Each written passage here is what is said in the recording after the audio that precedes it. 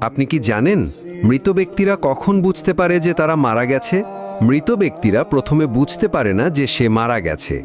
মৃত ব্যক্তির মৃত্যুর পরে আত্মীয় স্বজনের কান্নাকাটি, গোসল দেওয়া, কাফন পরানো, এমনকি কবর দেওয়ার আগ পর্যন্ত সে মনে করে মৃত্যুর স্বপ্ন দেখতেছে।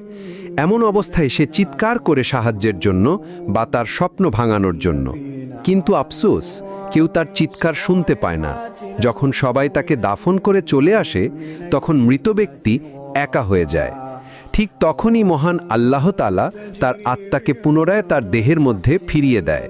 প্রথমে মৃত ব্যক্তি এটি ভেবে নেয় যে হয়তো তার খারাপ স্বপ্ন শেষ হয়ে গেছে এবং সে ঘুম থেকে জেগে উঠেছে। তাই সে আল্লাহর কাছে কৃতজ্ঞতা প্রকাশ করে। এরপর সে তার শরীর স্পর্শ করতে থাকে, যা কিনা সবেমাত্র দাফন করা হয়েছে। তখন সে বলতে থাকে, আমার শার্ট কোথায়, আমার প্যান্ট কোথায়?